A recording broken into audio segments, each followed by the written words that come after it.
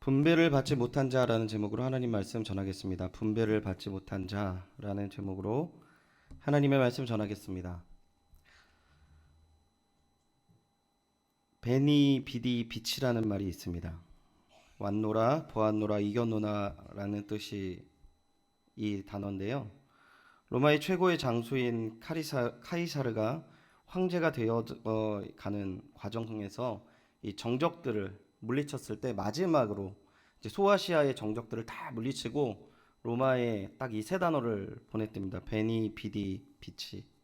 받은 이 로마 사람들이 마음이 어땠을까요? 카이사르의 시대가 왔구나라고 생각했을 겁니다.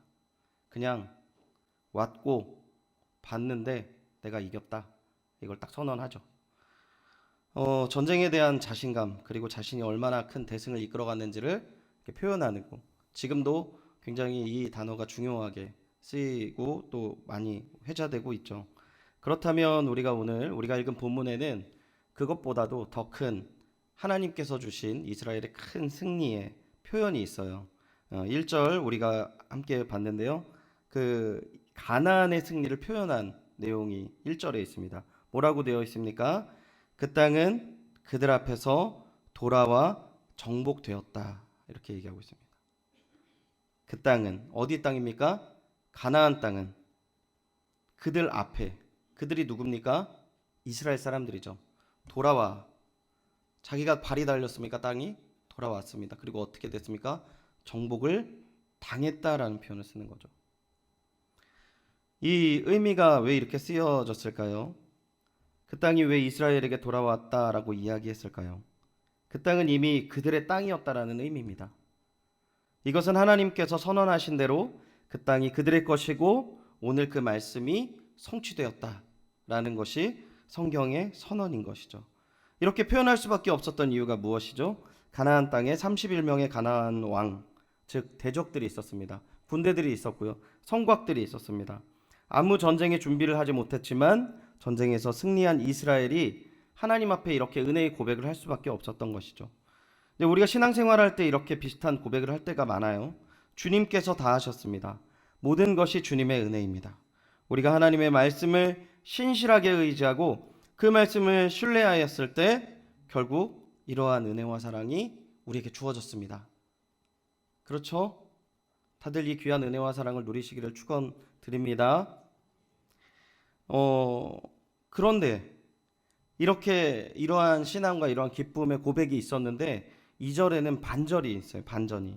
2절을 같이 한번 읽어보도록 하겠습니다. 시작. 그러나 이스라엘 자손 중에 그 기업의 분배를 받지 못한 자가 아직도 7지파라. 아직도 7지파가 그 땅의 분배를 받지 못했습니다. 3절은 제가 읽어드릴게요. 여호수아가 이스라엘 자손에게 이르러 너희가 너희 조상의 하나님 여호와께서 너희에게 주신 땅을 점령하러 가기를 어느 때까지 지체하겠느냐. 여호수아가 지적을 해요. 아직도라는 단어가 3절에 이 어느 때까지 지체하겠느냐 이런 표현들이 되어서 이제 정복된 상황에서도 여전히 과거의 모습 그대로 그 상태에 있었던 7지파들의 모습에 대해서 여호수아가 지적을 하고 있는 것이죠. 그 7지파라고 하니까 그 12지파 중에 이미 5지파는 땅을 차지한 것으로 보입니다.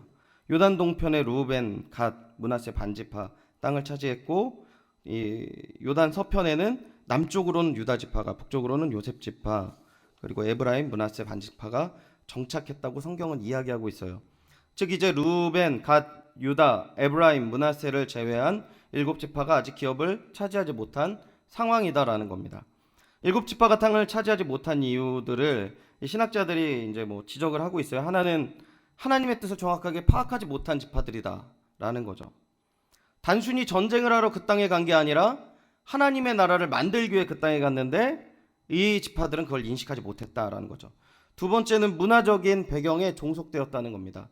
그 땅을 정착하는 겁니다. 유리하면서 그 동물을 키워가는 그 과거의 습관을 버리고 새로운 하나님의 나라를 이루어가야 되는데 이 문화적인 부분들에 대해서 극복하지 못했던 부분들을 지적하고 있죠. 근데 오늘 우리가 좀 보아야 할 부분들, 제가 좀 권면드리고 싶은 건 뭐냐면 요단 서편의 가나안 전쟁을 지금 막 끝내는 그들의 모습을 보면 그들한테 이 땅을 차지하지 못한 지파들한테는 중요한 신앙의 리더의 부재를 볼 수 있어요. 에브라임과 유다는 어떠한 리더가 있습니까? 갈렙과 여호수아가 있었어요. 그죠? 이 갈렙이랑 여호수아라는 지도자가 있어서 이 14장, 15장, 여호수아 14장, 15장을 보면 갈렙의 신앙 고백과 그가 주님 안에서 품었던 비전이 유다 지파에 흘러내려요. 그래서 힘있게 이 사람들이 그 정복을 하고 전쟁을 하는 모습을 볼 수 있습니다. 여호수아도 그 사람들에게 끝난 것이 아니라 다음 세대에 그의 신앙이 전달되었다는 것을 보여줍니다. 그러니까 이렇게 좋은 리더자, 좋은 부모들이 있어서 이 신앙의 유전이 잘 되었다는 거죠. 그리고 이제 이맘때쯤에 나와야 된 가장 또 중요한 예화가 하나 있습니다. 뭡니까? 우리 그 어거스틴의 어머니에 대한 이야기를 이때쯤엔 한 번쯤은 우리가 언급을 해야 되죠. 이 유명한 책이 있더라고요. 어머니 모니카와 아들 어거스틴 책이 있는데요. 길지는 않은데 내용이 되게 괜찮아요. 제가 보니까 이 책 제목처럼 어거스틴의 회심 과정에 그의 성장기를 이렇게 잘 표현했는데 그 성장기의 중심에 누가 있습니까? 어머니 모니카가 있었다는 거예요. 이 어머니가 얼마나 훌륭했냐면 원치 않은, 그리고 자기보다 나이가 훨씬 많은 남자와 결혼을 했습니다. 근데 이 결혼 생활이 쉽지 않았어요. 근데 모니카가 어떤 마음을 가졌습니까? 끊임없이 하나님을 신뢰하고 인내하면서 기도해서 남편이 죽기 얼마 전에 회심을 시켜요. 또 이 사람 하나님 믿고 죽었습니다. 남편이. 그리고 그 죽음 이후에 모니카의 기도 제목은 하나밖에 없었어요. 아들 어거스틴이 회심하는 거죠. 그래서 이 회심을 위해서 눈물과 인내의 기도를 하나님께 드리고 결국 어거스틴이 어떻게 됩니까? 회심해서 되게 유명한 신학자가 되죠. 어마어마한 성직자가 됩니다. 오늘 가정주일인데요. 우리 먼저는 앞에서 땅을 차지하고 좋은 리더들로 말미암아 이 신앙의 뿌리가 굳건히 내어지고 이 풍성한 가정을 이루었던 이 귀한 은혜와 사랑이 이 시간 주님 앞에 엎드려 기도하시고 예배를 드리시는 모든 가정의 그 은혜와 사랑이 가득하시기를 축원드립니다. 축원드립니다. 네, 이 은혜를 먼저 바라야죠. 제가 이제 사역을 하다 보니까 생각보다요, 하나님을 믿었던, 정말 잘 믿었던 분의 자식들이 잘 믿는 경우를 많이 못 봤어요. 이해가 안 됐어요. 왜 이해가 안 됐습니까? 오늘 본문의 내용과 똑같은 이해가 안 되는 모습이 있어요. 그 땅을 이미 다 정복했습니다. 그 땅에 돌아와 정복을 당했다라는 표현을 쓸 만큼 하나님께서 그 땅을 정복하셨어요. 그런데 아직도 7지파나 자기 소유를 갖지 못한 지파들이 있었다는 거죠. 마찬가지로 오늘날 부모님들 너무 신앙생활 잘했는데 자녀가 신앙생활 잘하는 경우는 제가 많이 보지 못했어요. 왜 그럴까요, 여러분? 왜요? 가장 많이 지적할 수 있는 게 뭐냐면 부모님의 신앙을 지적하는 거죠.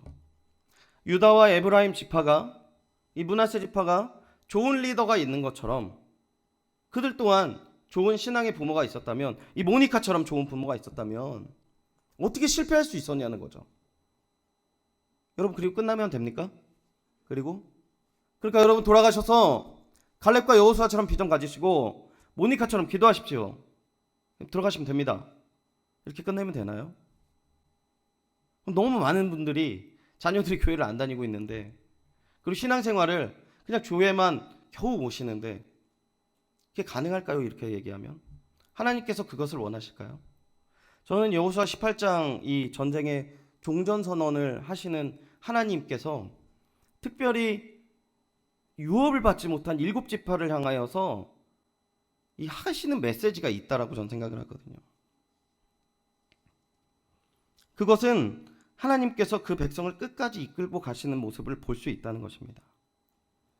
그들을 질책하는 것 같지만 질책하는 것이 끝나는 것이 아니라 결국 12지파 모두를 정착하게 하시는 하나님의 모습을 볼 수 있어요. 그들에게 세기를 예비하고 있는 하나님의 모습을 볼 수 있는 것이죠. 우리 개혁교회 교리 가운데 성도의 견인이라는 교리가 있습니다. 이 교리의 핵심이 뭡니까?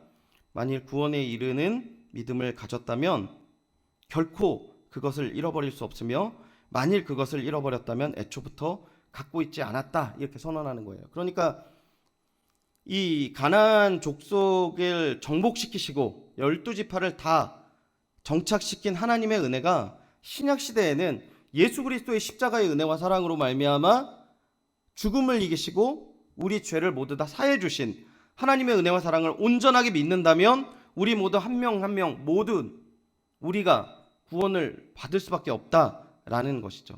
아멘. 그럼 우리의 기도는 근데 한 발자국 더 나가지 않습니까? 우리 자녀는요 라고 얘기하잖아요. 우리 자녀는 어떻게 합니까? 잘 믿으시는 분들, 저는 오늘 말씀을 준비하면서 갈렙과 여호수아와 같은 은혜와 사랑이 먼저 가득하기를 소원합니다. 왜냐하면 그냥 그대로 가면 되니까요. 근데 혹시 그대로 가지 못하고 어긋났다면 우리가 뭘 의지해야 하는가? 바로 하나님을 더욱더 신뢰하면서 나아가야 된다라는 것입니다. 이스라엘 백성들이 하나님의 말씀을 신뢰하고 그들의 하나님의 백성으로 그 땅에 들어갔을 때 그들이 비록 신앙적, 인간적인 결핍이 있더라도 결국은 그들의 열심과 노력으로 땅을 얻게 되는 것이 아니라 오늘 본문에 보면 하나님의 은혜와 하나님의 뜻과 하나님의 능력으로 얻게 되고 있다는 것을 우리는 기억해야 된다는 것입니다. 하나님께서 하신다는 것이에요. 하나님께서 이루신다는 것이에요. 우리가 너무나 많이 우리가 뭔가를 해야 된다고 생각을 하지만 다시 한번 우리가 바라봐야 될 건 하나님이라는 것입니다. 믿으십니까? 저는 이 과정 속에서 특별히 여러분에게 부탁드리고 싶은 것은 무엇이냐면 그럼 여러분 하나님에게 어떻게 기도하세요? 여러분 자신을 위해서 많이 기도합니까? 여러분 나의 신앙생활이 지금 너무 만족해서 하나님 더 줄 필요 없어요. 이렇게 생각하세요? 그렇게 생각하세요? 여기 정말 그렇게 생각하신 분 단 한 분도 없을 거라고 저는 단언합니다. 그럼 어떻게 기도해야 돼요? 저에게 은혜 주십시오. 여호수아와 갈렙과 같은 은혜와 사랑 주십시오. 계속 기도하셔야 될 거 아닙니까? 그죠? 여기 있는 장로님들, 여기 있는 권사님들 다 끝나셨습니까? 정점에 쓰셨어요? 아니잖아요. 더 많이 나아가야 돼요. 그런데 너무 신기한 건 뭔지 아세요? 남을 위해서 기도 제목 주시면요, 우리 대한민국 교회들 그리고 우리 성도님들 정말 이런 표현 너무나 지금 너무 비천한 표현이긴 하지만 정말 가슴에 딱 와닿는 표현이 있어요. 겁나 열심히 잘하세요. 정말 열심히 기도하세요. 그런데 여러분을 위해서 기도하십시오 그러면 기도 안 하세요. 너무 충격적이에요. 제가 학생들 가르치고 청년들 가르칠 때 남을 위해서 기도하라고 그러면 너무 열심히 가르치는데 너무 열심히 기도하고 막 눈물 흘리는데 이젠 여러분의 마음에 손을 얹고 기도하십시오. 복을 주십시오. 은혜를 주십시오. 기도하라고 그러면 기도 소리가 싹 줄어들어요. 하나님 저를 정하게 해주시고 하나님 사랑 저를 해주시고 이렇게 줄어들어요. 왜 그럴까요? 저는 한 가지 이 시간에 진정으로 한 가지 마음을 이렇게 가지시고 하나님 앞에 온전하게 기도하기를 원하는 것은요. 빌립보서 1장 6절 말씀에 너희 안에 착한 일을 시작하신 이가 그리스도의 예수의 날까지 이루실 줄 우리가 확신하노라. 이 고백을 바울이 하는데요. 저는 이 바울이라는 지도자가 참 하나님과의 관계가 인격적이고 온전하게 이루어졌다라는 생각이 들었어요. 왜냐하면 내 안에 착한 일을 시작하신 이가 하나님이심을 분명히 알고 내가 부족하더라도 하나님께서 나를 온전하게 세워주시며 그날에 이룰 거라는 걸 아는 거죠. 근데 왜 이 부분에 대해서 우리가 잘 모를까 생각을 했는데 저는 그 원인 중에 하나가 육신의 아버지와의 관계가 좀 너무 딱딱한 것이 아닌가 생각을 했습니다. 여러분 아버님과 지금 여기 계신 분들이 아버님의 사랑을 얼만큼 받았는지를 한번 표현해 보면 어떨까요? 얼마나 쓰실 수 있어요? 저는요 저희 아버님께서 이 해외 근로자셨기 때문에 아버님이랑 이렇게 긴 시간을 이렇게 나누지 못했어요. 제가 거의 초등학교랑 중학교 그리고 고등학교 1학년 때까지 아버님이 국내에 계시지 않았어요. 어떤 아버님인지는 잘 몰라요. 근데 초등학교 때 이제 저학년 때는 제가 이렇게 너무 영특해서 우리 어머니께서 한글을 가르치지 않으시고 유치원도 안 보내시고 학교를 보냈는데 제가 이제 책을 읽으실 줄 알았던 거죠. 근데 제가 이 책을 못 읽는 거죠. 근데 그때쯤 아버님이 오셨어요.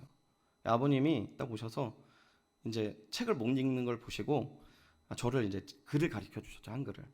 한글을 가르쳐 주셨는데, 아들아, 이건 기억이다, 이건 니은이고 이건 디귿이다, 이렇게 안 가르치셨어요. 이거 외워. 그리고 이제 못 외우면 007 가방을 주셔서 무릎 꿇고 손 들고 있었어요. 근데 제가 또 이제 공부를 열심히 해서 금방 뗐습니까? 막 맨날 도망쳤죠. 그러니까 아버지가 두 번째는 때리기 시작하더라고요. 많이 맞았습니다. 결국은 아버지께서 한글을 가르쳐 주셔서 제가 한글을 배웠어요. 그리고 교회를 가보니까 하나님을 아버지라고 표현을 하더라고요. 하나님 앞에 기도할 때 제가 정말 친근한 마음으로 기도하지 못했던 것 같아요. 우리 아버지, 우리 사랑하는 아버지, 이렇게 접근을 못했던 것 같아요. 그러니까 우리가 하나님의 그 성품을 바라보는, 온전한 성품을 바라보지 못하고 문화적으로 아버지를 생각을 했던 부분들이 많았던 것 같아요. 그러니까 하나님 앞에 내 연약함을 다 고백할 수가 없죠. 하나님, 제가 목사인데 이게 너무 부족해요라고 말하는 게 너무 부끄럽더라고요. 여러분은 어떠세요? 여러분 너무 좋으십니까? 하나님, 저는 이게 부족했어요. 오늘 이런 실수했어요. 하나님, 저를 그래 따뜻하게 안아주시겠죠? 이렇게 기도하세요? 그렇게 기도하기 쉽지 않을 것 같은데. 아버지한테 막 그렇게 얘기를 하세요? 제가 여러분 아시다시피 이제 늦게 이제 딸이 하나 생겨서 이제 딸이랑 많이 대화를 나누는데, 이 딸은 저한테 정확하게 알고 있어요. 우리 아빠가 내가 아무리 장난쳐도 때리지 않는다, 이걸 알아요. 그러니까 요즘에 저는 우리 집에서 굉장히 등수가 낮습니다. 1번 엄마, 2번 핸드폰, 3번 테레비, 제가 한 7위 정도 돼요. 그러니까 저를 막 괴롭혀요. 그럼 내가 진짜 하지마, 나 진짜 화났어, 하지 말라고. 아빠 때릴 거야. 그러면 이제 알았어, 미안해, 이렇게 얘기를 하는 거예요. 너무 어이가 없죠. 그래서 제가 고민됐습니다. 어떻게 해야 됩니까? 그래서 아내한테 물어봤어요. 때릴까 여보? 한번 호되게 혼낼까? 그러면 그 다음에 대화를 어떻게 할 거예요? 이렇게 물어보더라고요, 제 아내가. 그 다음에 그 아이가 호되게 혼난 다음에 그 다음에 대화를 어떻게 할 거예요? 차라리 당신이 장난을 좀 줄이고 좀 이렇게 노력해서 다른 방법으로 세워나갈 수는 없을까요? 이렇게 얘기를 할 때 굉장히 부끄럽더라고요. 왜냐하면 저는요, 아버지의 권위는 늘 맞아서 세워진 문화적인 배경이 있거든요. 저는 오늘 말씀을 통해서 특별히 하나님께서 이들에게 어떤 말씀을 하셨는지 18장 본문을 다시 한번 보면서 한번 확인하기를 원하시는데요. 18장을 보십시오. 그 땅이 그들 앞에 돌아와 정복되었다고 1절 얘기했어요. 그런데 3절에 여호수아가 그 분배를 받지 못한 지파들에게 이렇게 말을 해요. 여호와께서 너희에게 주신 땅이라는 거예요. 하나님의 선물이 여기 있다라고 얘기하는 거죠. 하나님이 화났다라고 얘기하는 게 아니라 하나님이 너한테 이걸 선물로 주셨어 라고 얘기하는 거예요. 계속 보시면 8절 하반절 보십시오. 8절 하반절 보시면 실로에 거기 보시면 여호와 앞에서 너희를 위하여 라고 얘기하고 있어요. 뭐합니까? 제비를 뽑는 거예요. 어떻게 땅을 줬는 줄 아세요? 이 3명을 뽑아서요, 지파에 땅을 보고 그려오면 제비를 뽑으면 그 땅을 줬어요. 여러분 생각해 보십시오. 14장 15장을 보면 유다가 얼마나 치열하게 전쟁을 하고 있는 내용을 나와요. 하나님 말씀도 듣지 않고 깨닫지도 못하고 자기 멋대로 갔던 그 지파 7들에게는 어떤 선물을 준비하셨냐면, 너희들이 땅을 보고 와, 그리고 그려와, 그러면 집어서 결정되는 땅을 너희들한테 줄 거예요. 여러분 생각해 보십시오. 7지파 사람들이 땅을 보고 그려왔을 때 황폐하고 그지 같은 땅 보겠습니까? 경쟁적으로 좋은 땅을 그려왔을 거예요. 그러니까 제비뽑기를 해도 어느 땅이든 좋은 땅을 얻는다는 것이죠.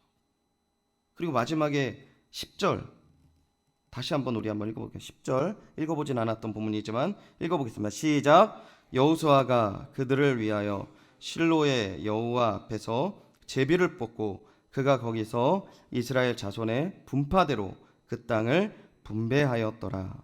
할렐루야. 2절에 뭐라고 나와 있습니까? 분배받지 못한 자가 아직도 7지파라. 10절에 어떻게 끝나요? 여호수아가 그들을 위해서 실로의 여호와 앞에서 제비를 뽑고 그가 거기서 이스라엘 자손의 분파대로 그 땅을 분배하였더라. 오늘 말씀으로 인하여서 우리가 문화적으로 가득 찼던 아버지를 바라보는 시선이 이렇게 변화되기는 쉽지 않을 것 같습니다.